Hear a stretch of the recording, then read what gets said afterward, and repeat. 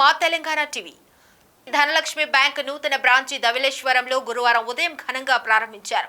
ఈ కార్యక్రమానికి ముఖ్య అతిథులుగా Dhanalakshmi bank general manager John Varghese మరియు రీజనల్ హెడ్ కె సత్యనారాయణ, క్రైడ్ అధ్యక్షుడు మన్యం ఫణి హాజరయ్యారు.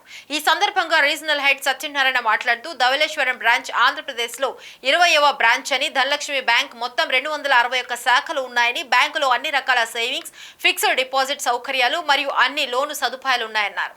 బ్రాంచ్ మేనేజర్ జీవి మురళీకృష్ణ మాట్లాడుతూ బ్యాంకు ప్రారంభోత్సవానికి హాజరైన ఖాతాదారులందరికీ కృతజ్ఞతలు తెలిపారు.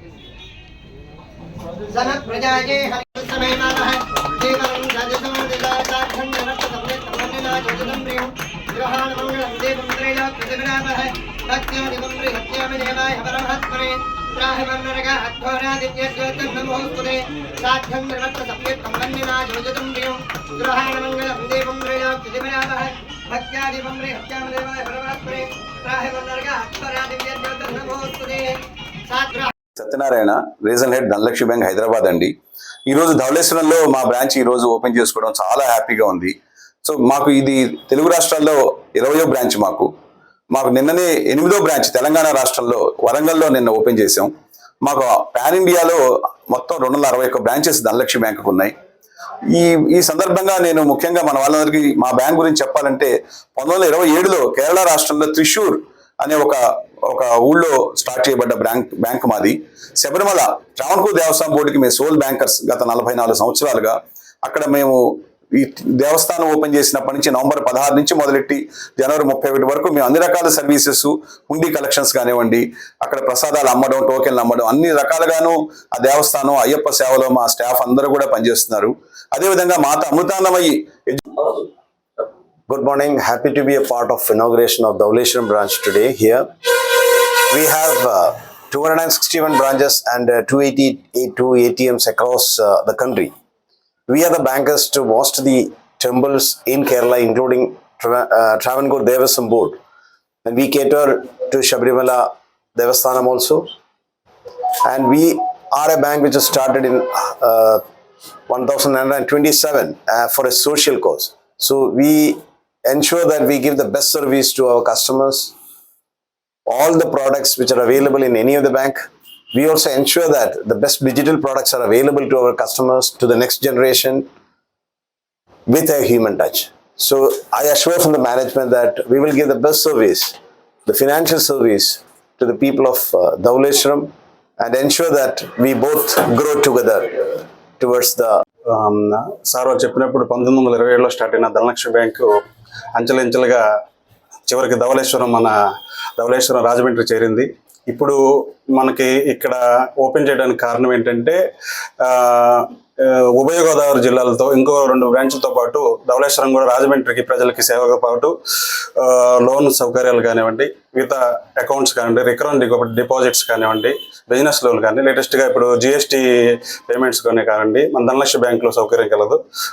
ధవళేశ్వరం ప్రజలు, రాజమండ్రి ప్రజలు సౌకర్యాన్ని, మా సేవని వినియోగించుకుంటారని కోరుకుంటున్నాను. Thank you. యాచకులు లేని రాజమండ్రి నగరాన్ని చూడాలని ఉందని గోదావరి పరిరక్షణ సమితి అధ్యక్షులు డాక్టర్ టీకే విశ్వేశ్వరరెడ్డి ఆశాభావం వ్యక్తం చేశారు. ఇటీవల బ్రిటిష్ నేషనల్ యూనివర్సిటీ నుంచి సామాజిక సేవా రంగంలో గౌరవ డాక్టరేట్ అందుకొని ఆయన తిరిగి రాజమండ్రి నగరానికి వచ్చిన నేపథ్యంలో గురువారం నగరంలోని పేపర్ మిల్లు ఎదురుగా ఉన్న కృష్ణసాయి కళ్యాణ మండపంలో ఏర్పాటు చేసిన విలేకరుల సమావేశంలో మాట్లాడారు. తనకు బ్రిటిష్ నేషనల్ యూనివర్సిటీ సామాజిక సేవా రంగంలో ప్రదానం చేసిన గౌరవ డాక్టరేట్ తన బాధ్యతలను మరింత పెంచేందుకు దోహదం చేసిందని సంతోషం వ్యక్తం చేశారు. గోదావరిలో కలిసిన పేపర్ మిల్లు వ్యర్థ జల కాలుష్యానికి వ్యతిరేకంగా పుష్కరాల రేవులో తాను 46 రోజుల పాటు చేపట్టిన ఉద్యమానికి ప్రతిఫలంగా భారతదేశ ప్రధానమంత్రి నరేంద్ర మోడీ గారు నమామి గోదావరిలో భాగంగా 54 కోట్ల రూపాయలు, అలాగే ఆంధ్రప్రదేశ్ రాష్ట్ర ముఖ్యమంత్రి వైఎస్ జగన్మోహన్ రెడ్డి గారు 34 కోట్ల రూపాయలు మ్యాచింగ్ గ్రాంట్ గా, రాజమహేంద్రవరం మున్సిపల్ కార్పొరేషన్ వారు 7 కోట్ల రూపాయలు కలిపి మొత్తం 95 కోట్ల రూపాయలతో రాజమండ్రిలో వస్తున్న మురుగునీరు శుద్ధికి హుకుంపేట దగ్గర మురుగునీరు ట్రీట్మెంట్ ప్లాంట్ ఏర్పాటు చేసి మురుగునీరుని శుభ్రపరిచే విధంగా అక్కడ మినిస్టర్ ఆదిమూలపు సురేష్ గారితో శంకుస్థాపన చేయడం జరిగిందని అన్నారు.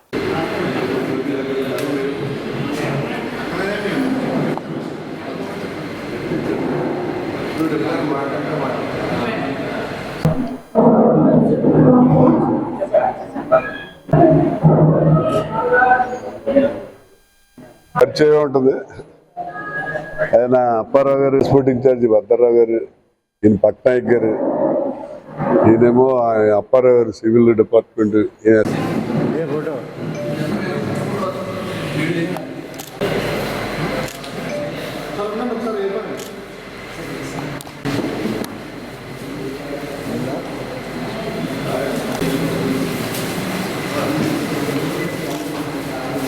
అందరికీ కూడా శుభోదయ శుభాకాంక్షలు తెలియజేస్తూ, మరి ఈరోజు ప్రెస్ మీట్ పెట్టడంలో ముఖ్య ఉద్దేశం ఏంటంటే, ఈ మధ్యకాలంలో చాలామంది ఏదో ఒక సొసైటీ రిజిస్ట్రేషన్ చేయటం, ఆ సొసైటీ ద్వారా ఏదో డాక్టరేట్ ఇచ్చామని చెప్పి అనౌన్స్మెంట్ చేయటం, ఇటువంటివన్నీ ఎక్కువ చూస్తున్నాం మనం. ఎందుకంటే ఈ డూప్లికేట్ వెర్షన్ లాగా చైనా మాల్స్ లాగా మనకి కూడా అలా వచ్చింది.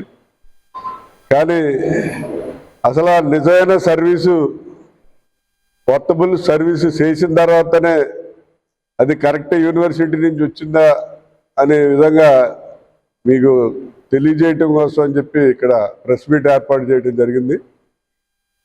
మరి నాకు మొన్ననే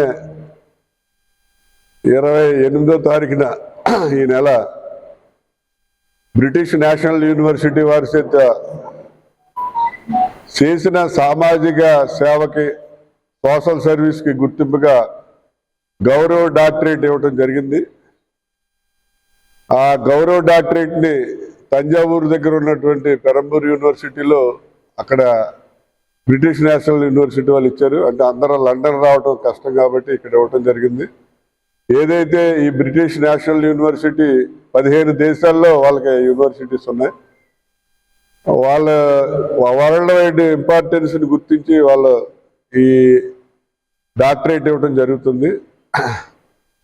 ముఖ్యంగా మరి నేను సర్వీస్ చేశానా, ఆ సర్వీస్కి ఈ గౌరవ డాక్టరేట్ ఎలిజిబిలిటీ కాదా అన్నది ఎప్పుడు నేను ఎవరికి చెప్పలేదు. కానీ ఒకసారి తెలియజేయలేని ఉద్దేశంతో ఇక్కడ ప్రెస్ మీట్ ఏర్పాటు చేయడం జరిగింది.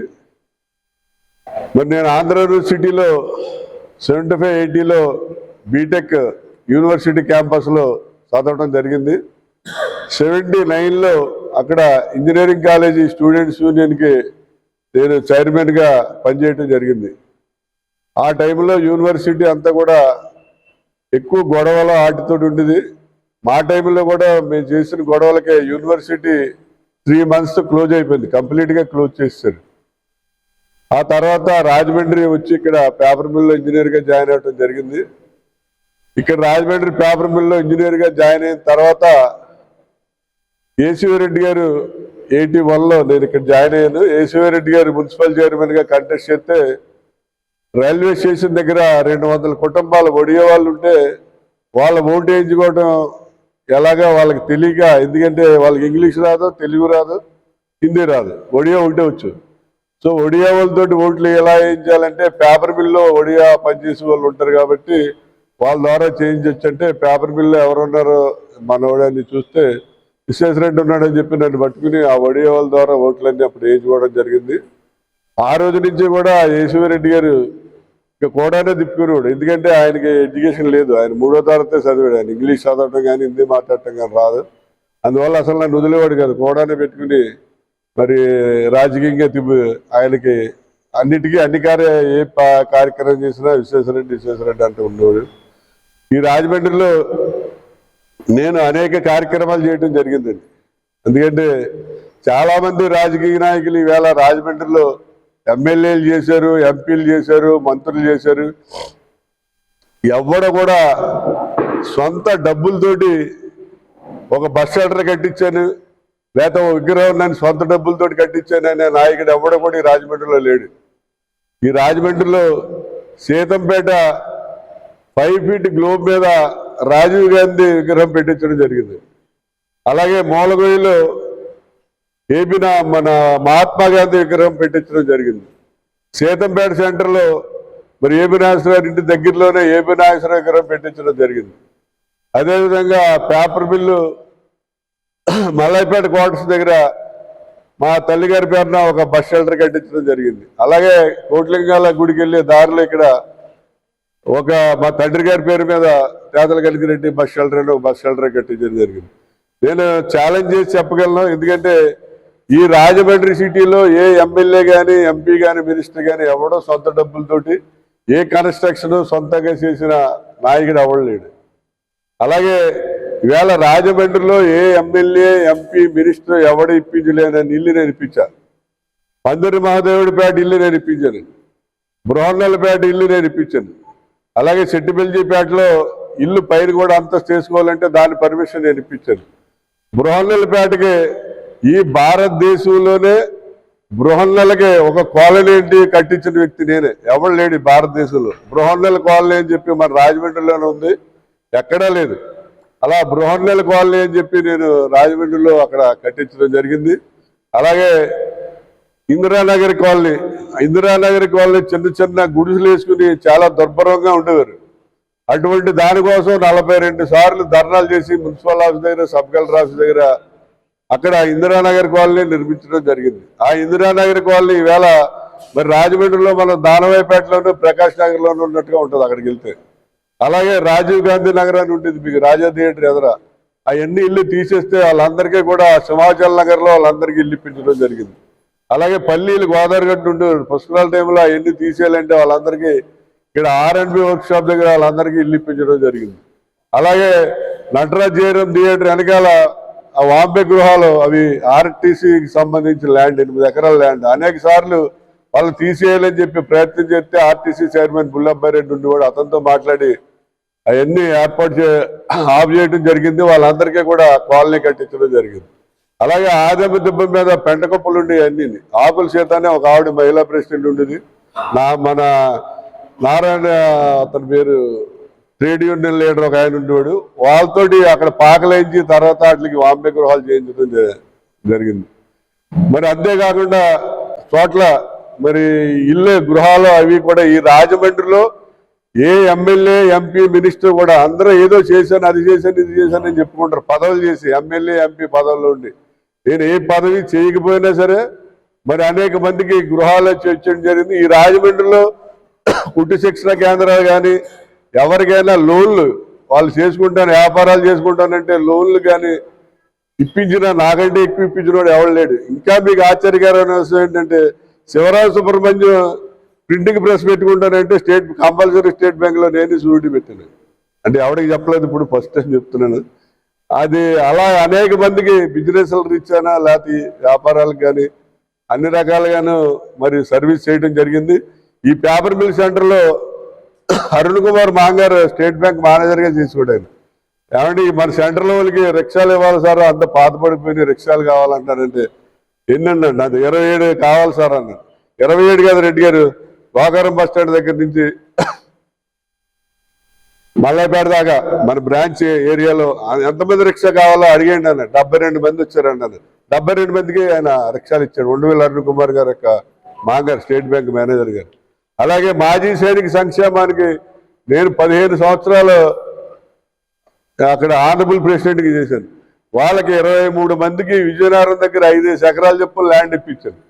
మాజీ సైనికులందరూ కూడా మీటింగ్ ఎట్టి సర్దార్ అని చెప్పి నాకు బిరుదు ఇవ్వడం జరిగింది. జక్కంపూడి రామమోహనరావు ఆనరబుల్ ప్రెసిడెంట్గా 15 సంవత్సరాలు. ఈ 15 సంవత్సరాల్లోనే ఎవరు చచ్చిపోయినా వాళ్ళ దాన సంస్కారాలకు 500 డబ్బులు, అలాగే దినకార్యం రోజున బస్తా బియ్యం ఇవ్వడం జరిగింది. మాజీ సైనికులు అలాగే రాడ్ బెండర్స్. తెలిసింది ఏంటంటే గోదావరి పరిరక్షణ మీరు అందరూ పార్టిసిపేట్ చేశారు. గోదావరి పరిరక్షణ మీ అందరి సహకారంతో అది బాగా హైలైట్ అయింది. 46 రోజులు ఎవరైతే మన ముస్లిమ్స్ రంజాన్లో చేస్తారో అలాగా 6 to 6 ఏమి ముట్టుకోకుండా దీక్ష చేసాం. దానికి స్పందించి నరేంద్ర మోడీ గారు 54 కోట్లు గోదావరి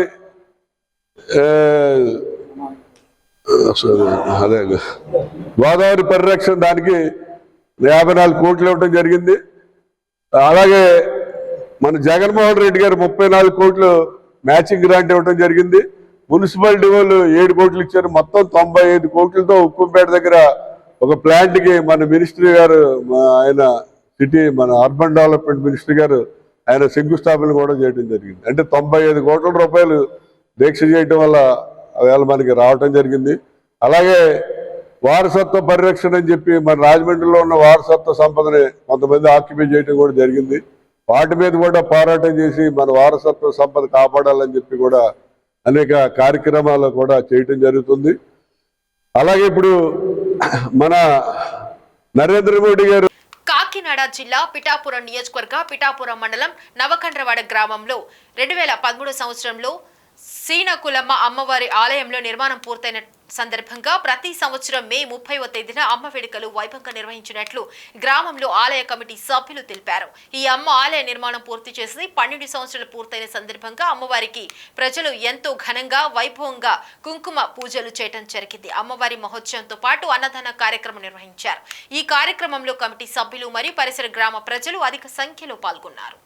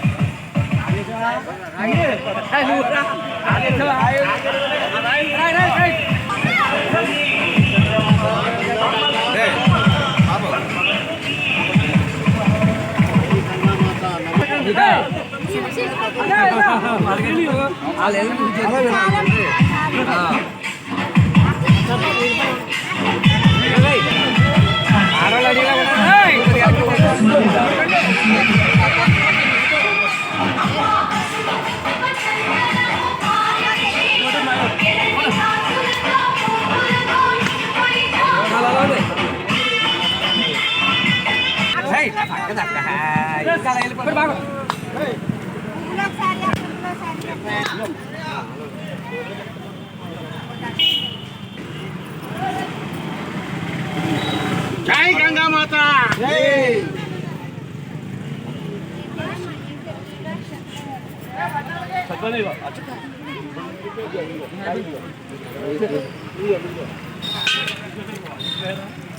పూలి అమ్మ అందరికి పూలి అలాగే నూతిలో కూడా వెళ్ళండి నువ్వు కూడా తీసేస్తున్నాం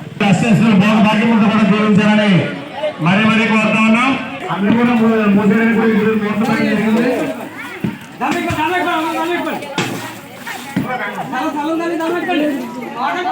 బోధించే దాంట్లో వారి వారి కుటుంబాన్ని కూడా ఆ నక్కులతో వెళ్ళవేళ కూడా ఆయుధానికి అస్సలు ప్రోగ్రాంలతో దీవించాలని మరి మరి కోరుతా ఉన్నాం.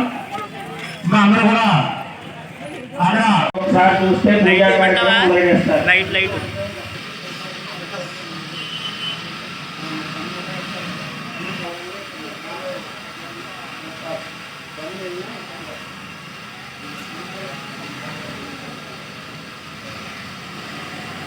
పూజా కార్యక్రమం పెట్టుకుందాం. బాబు జాకెట్ ముక్కలు అన్నీ కూడా ఇచ్చారు చూడండి. మొత్తం అందరికీ చూడండి. బాబు కింద నుంచి పెట్టినా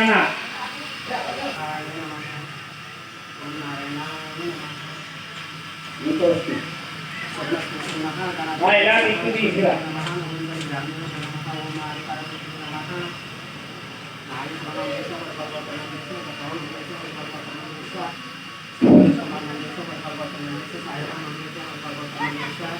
అక్కడ లూజ్ అవుతున్నాను చాలు. लक्ष्मीदेवी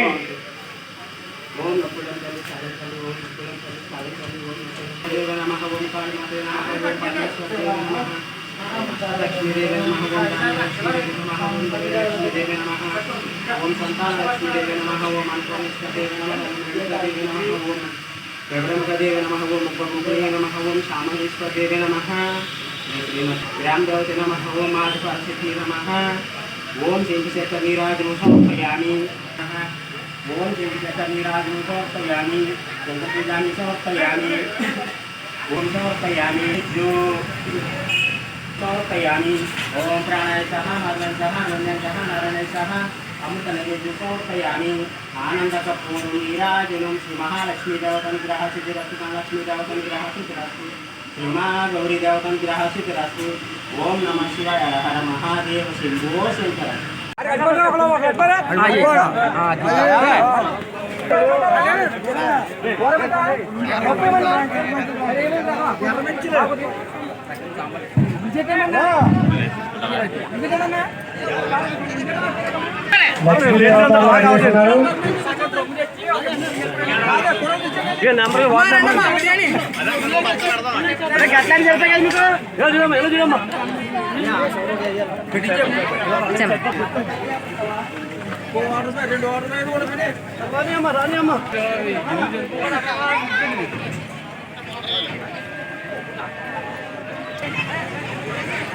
అమ్మవారిని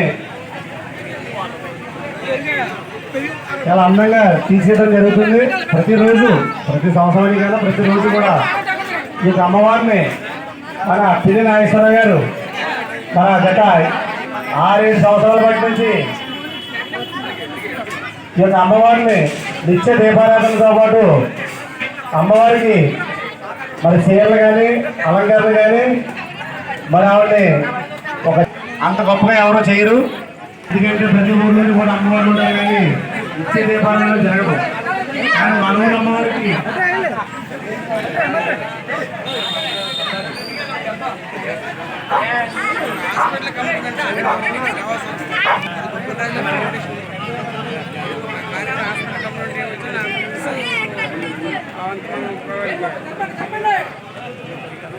ఇక్కడ